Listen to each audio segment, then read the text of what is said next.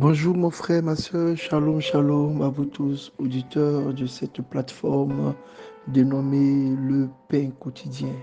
Que la grâce de l'Éternel soit avec vous au nom de Jésus-Christ. Amen, amen, amen. Nous sommes aujourd'hui le mercredi 3 juillet 2024 et pour rappel, le thème de notre mois, c'est viser l'excellence. Et cette première semaine du mois de juillet, nous parlons autour du thème le prix de l'excellence. Le prix de l'excellence. Il nous a été donné par la grâce de Dieu de parler de ne soyez pas négligents et de fuir la paresse. Les 2 jours précédents, ce jour et en ce matin, au travers de 2 Pierre chapitre 1 verset 5, nous aurons notre thème qui est faites tous vos efforts. Lisons ensemble ce que ce verset nous dit. 2 Pierre chapitre 1 verset 5. À cause de cela même, faites tous vos efforts pour joindre à votre foi la vertu, à la vertu la science. Faites tous vos efforts. Faites tous vos efforts. Voilà ce qui nous interpelle en ce matin. Bien-aimés, quand nous cherchons à viser l'excellence, nous avons un prix à payer. Et ce prix-là demande que nous fassions des efforts. Souvent, nous sommes en train de regarder deux communautés, nous sommes en train de regarder deux chrétiens, nous sommes en train de regarder deux circonstances. Et généralement, nos conclusions sont, ah, la grâce de Dieu a agi pour l'un et moins pour l'autre. Bien-aimés, nous avons et nous vivons tous sous la même grâce. Quand Pierre écrit cet épître, c'est qu'il dit à ceux qui sont les récipiendaires de cette lettre, c'est qu'ils ont tous eu la foi. Sont tous eu cette grâce de la foi en Jésus. Mais ce qui va faire la différence, ce qui va permettre à chacun d'entre eux d'aller dans les plans de la gloire et dans l'excellence que Dieu a prévu pour chacun d'eux, c'est de faire tous leurs efforts. Bien-aimés, deux chrétiens, deux églises, deux personnes, deux vies, à l'image du iceberg que nous pouvons regarder. Souvent, nous regardons ce morceau de glace et nous pensons à se dire, oh, regardez, il est un peu haut, il flotte sur les eaux. Mais généralement, il est dit que plus de la moitié de sa masse se trouve en dessous des eaux. Nous ne savons pas exactement quels sont les efforts que les gens ont eu à faire. Nous ne connaissons pas le travail acharné qu'ils ont eu à faire. Nous ne connaissons pas les sacrifices qu'ils ont eu à faire. Nous ne connaissons pas les difficultés qu'ils ont eu à surmonter. Nous ne connaissons pas les problèmes qu'ils ont eu à résoudre. Nous ne voyons même pas le nombre de challenges et de pleurs, de nuits et de veilles et de quêtes qu'ils ont eu à faire. Bien-aimés, quand nous regardons le dessus de l'iceberg, nous oublions tout ce qui a été fait en amont. C'est pourquoi, comme Pierre en ce matin, je vais te dire à toi, mon frère, à toi, ma soeur, tu veux être le directeur général, tu veux être un excellent prédicateur, tu veux être un excellent père, une excellente épouse, un excellent enfant, tu veux être dans la liste de ceux qui sont excellents. Pierre te dit en ce matin, et par ma voix, je viens pour renchérir, et le Saint-Esprit te convainc qu'il faille que tu fasses tous tes efforts. Il faut que tu fasses tous tes efforts et la grâce de Dieu viendra compléter et l'amour de Dieu viendra ajouter et la puissance et le miraculeux de Dieu verront pour ajouter et faire au-delà. Mais il faut que tu fasses tous tes efforts. Quand nous lisons ce verset dans d'autres versions, on dit il faut apporter il faut agir avec empressement. Il faut donner tous les bons soins.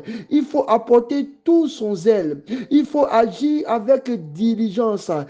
Bien-aimé, tout ça pour dire que si nous recherchons l'excellence, il faut qu'en plus de notre foi, en plus de notre amour, en plus de la grâce, que nous accompagnons nos actions, nous accompagnons nos prières de la force de notre volonté. Bien-aimé, ramasse tout ce que tu as perdu le long de tes difficultés. Renie toutes tes forces. Je prie au nom de Jésus pour toi en ce matin.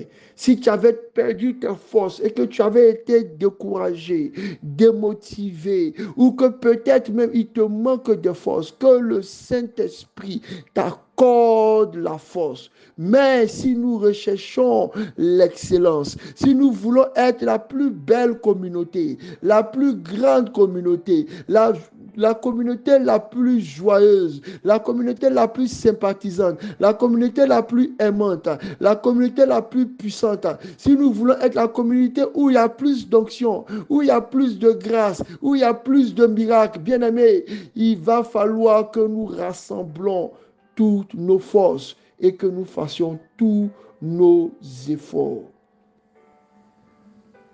Celui qui fait les efforts, celui qui rassemble ses forces, celui qui a l'esprit de faire les efforts est persévérant. Il est travailleur. Il a un esprit puissant qui l'empêche de se décourager, de se résigner. Il est acharné. Il n'hésite pas. Il est zélé. Il est prêt à faire des sacrifices pour obtenir des résultats. Par contre, celui chez qui on trouve un manque d'effort est dans l'oisiveté, finit par la paresse, devient une terre stérile et a un manque de vision spirituelle. Faire des efforts implique par définition se préparer à lutter contre notre propre nature, implique que nous devons avoir des envies qui nous poussent à nous surpasser.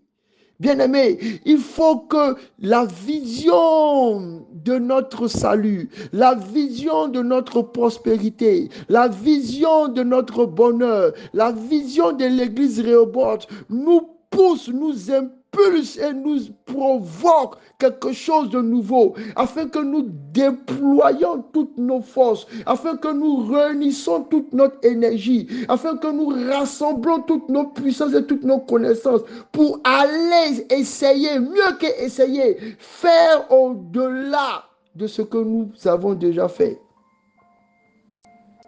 Je prie au nom de Jésus en ce matin que pour ta famille, que pour tes projets, que pour ta maison, que pour ta vie spirituelle, après avoir connu Christ, après avoir contemplé et goûté à la grâce, après avoir reçu l'onction, que maintenant tu fasses tous tes efforts pour aller encore d'excellence en excellence. D'excellence en excellence. Ô Seigneur, nous voici. Comme David, nous pouvons crier, Seigneur, je suis sans force, je suis sans puissance, bien que j'ai reçu l'onction. Viens, que ta force me remplisse, que le géant en moi se lève, qu'une saine énergie en moi me bouscule, que le Saint-Zèle se lève en moi. Seigneur, qu'une motivation arrive, que les chaînes qui m'empêchaient d'aller, d'avancer soient brisées et que je sois capable de réunir mes forces, comme Samson a cassé et a coupé ses chaînes.